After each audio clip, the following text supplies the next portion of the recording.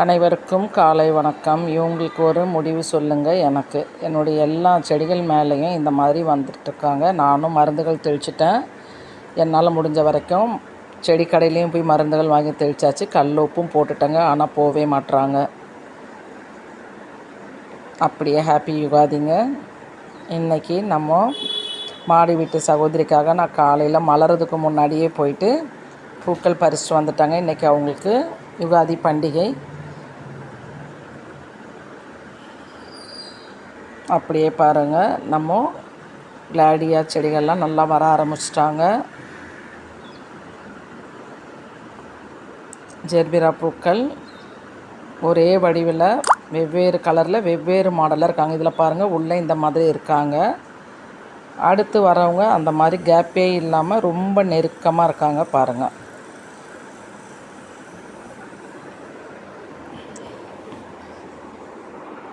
அப்படியே சாமந்தி பூக்களில் இந்த ஒரு செடியில் மட்டும்தாங்க இப்போ பூக்கள் பூக்கிறாங்க. நிறைய மொட்டுக்கள் இருக்காங்க.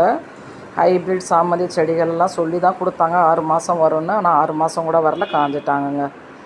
இது நம்ம ஜெர்பிரா பூக்கிறதுக்கு ரெடியாக இருக்காங்க. Orange colour.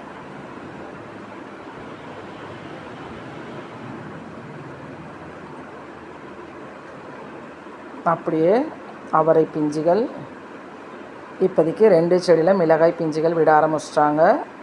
நீட்டு மிளகாய் ஒன்று செரி மிளகாய் ஒன்று.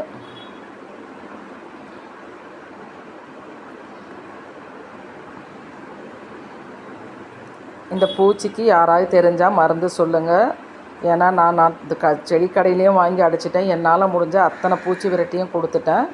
ஈரப்பதம் இருக்கும்பொழுது வராங்க, ஈரப்பதம் இல்லாட்டி அவங்க போயிடுறாங்க வெயில் வந்ததும்.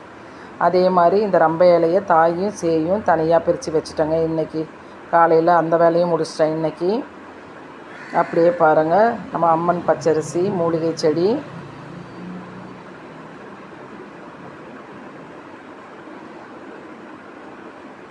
கீரைகள்லாம் கொஞ்சம் வராங்க நம்ம தோட்டத்தில். இந்த செடிகளுக்கு பூச்சி தாக்குதலேருந்து நீங்கள் எல்லோரும் உங்களுக்கு தெரிஞ்சதை சொல்லுங்கள்.